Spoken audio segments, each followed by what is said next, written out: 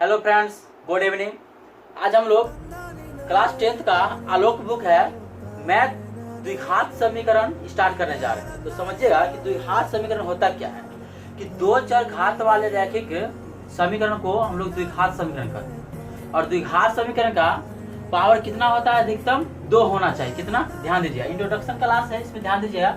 ये basic concept है जो हमने दो चर वाले रैखिक समीकरण में हम यह चीज बता चुके हैं। तो ठीक है, तो दो चर वाले रैखिक समीकरण का आप लोग पिछला टॉपिक देख लीजिएगा, वीडियो देख लीजिएगा, ताकि आपको ये कॉन्सेप्ट क्लियर हो जाएगा। तो दो चर द्विघात समीकरण है क्वाड्रेटिक इक्वेशन। ठीक है, तो वह बहुपद जिसका घात कितना होना चाहिए कि वह बहुपद जिसका घात 2 हो उसे हम लोग क्या कहते हैं? द्विघात बहुपद बोलते हैं। तो द्विघात बहुपद का व्यापक रूप हमारा होता है ax² plus bx plus c बराबर कितना होता है? 0 दे दिया होता है। लेकिन हमारा a b c है क्या? कोई भी हमारा जो है a b c यह कोई वास्तविक संख्या है जहां a का मान 0 के बराबर नहीं होना चाहिए। अब यहाँ पे समझिएगा, अगर सर a का मान 0 के बराबर अगर हो जाए तो क्या होगा? ठीक है, अगर यहाँ पर मान लेते हैं 0 अगर रख देंगे तो 0 को x से गुना करेंगे तो ये तो 0 हो जाएगा। तो 0 जब हो गया तो हमारा bx प्लस c न हो गया, जब ये हमारा bx प्लस c न हो गया तो bx प्लस c हुआ तो ये हमारा द्विघात समीकरण थोड़ी ना हुआ। द्विघात समीकरण होने के लिए पावर कितना होना चाहिए? तो हमेशा 2 होना चाहिए पावर। तो द्विघात बहुपद में x² का गुणांक कौन होता है?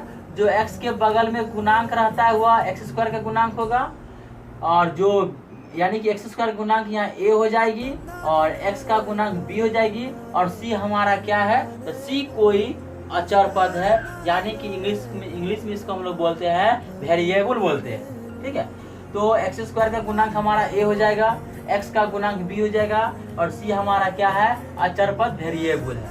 द्विघात समीकरण मूलतः 2 प्रकार के होते हैं। कितने प्रकार के होते हैं द्विघात समीकरण? 2 प्रकार के होते हैं। पहला होता है शुद्ध और दूसरा होता है अशुद्ध। तो शुद्ध हमारा हो गया शुद्ध द्विघात समीकरण किसे कहते हैं? तो वैसा द्विघात समीकरण जिसमें चर के प्रथम घात का पद लुप्त हो जाए, यानी कि समझिएगा बातों को कि वैसा हमारा बहुपद जो हमारा चर के घात का पहला पद क्या हो जाना चाहिए?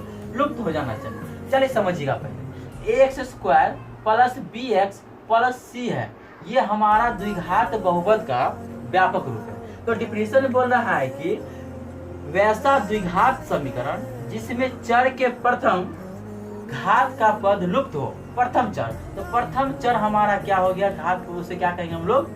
शुद्ध। तो इसमें जो प्रथम घात का चर ये हमारा क्या हो जाएगा? लुप्त हो जाएगा। तो इस व्यापक रूप में चलाएगा x² प्लस c, या यहाँ पर जो हम लोग बनाएंगे क्वेश्चन के अनुसार यहाँ पर माइनस भी हो सकता है यहाँ पर।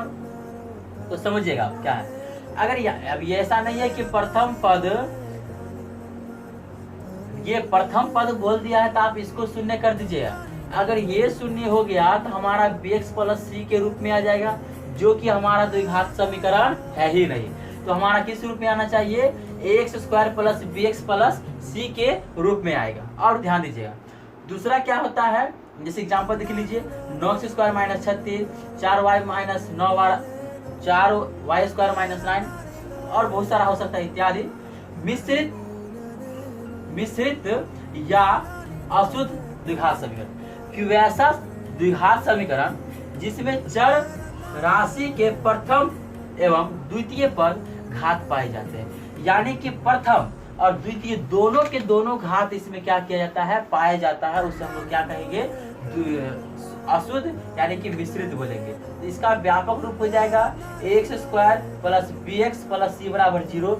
ये हमारा अशुद्ध समीकरण का व्यापक रूप होता है। इसका एग्जाम्पल देखिएगा, यहाँ पर लिखा हुआ है कि 4x² माइनस 25 माइनस 21 बराबर 0 हो गया, 7x² माइनस 8x बराबर 0, बहुत सारा इत्यादि आएगा। लेकिन यहाँ पे कंडीशन ये भी है कि b का मान किस 0 के बराबर नहीं होना चाहिए, b का मान 0 के बराबर नहीं होना चाहिए। ठीक है, अब यहाँ पर ध्यान रखिए, अब क्या बताने जा रहे हैं।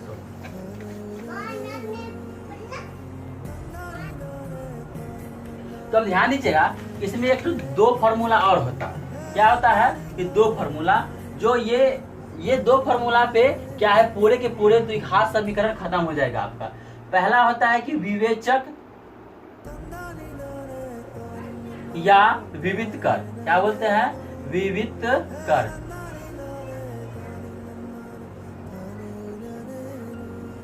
विवेचक या विविध कर को हम लोग डी से सूचित करते हैं, तो इसका फॉर्मूला होता है बी स्क्वायर माइनस 4ac हो जाता है। तो विवेचक या विविध कर का फॉर्मूला क्या होता है, विविक्तर होता है, विविक्तर। तो विवेचक या विविक्तर का फॉर्मूला क्या होता है, डी बराबर, इसको डी से सूचित करते हैं, डी बराबर बी स्क्वायर माइनस 4ac से होता है। और हमारा एक और फॉर्मूला होता है कि मूल x बराबर हम लोग कहते हैं कि minus b plus minus root d बटे 2a, या आप इसको ऐसे भी लिख सकते हैं कि मूल बराबर minus b plus minus root under ये बी स्क्वायर माइनस 4ac बट्टे 2a। अब ये भी लिख सकते हैं, दोनों का मान बराबर होता है, इसलिए पहले हम ये लिख दिए हैं, क्योंकि इसको पहले मूल निकालने के लिए पहले हमें किसका मान निकालना पड़ता है, विवेचक का मान निकालना पड़ता है। तो पहले हम विवेचक का मान निकालेंगे, उसके बाद मूल का मान निकालेंगे। अब ये इस टाइप पर ही बना सकते हैं और इस टाइप पर ही बना सकते हैं। बस ये दो फार्मूला है, दो फार्मूला से आपका ये द्विघात समीकरण पूरे के पूरे चैप्टर खत्म हो जाएगी।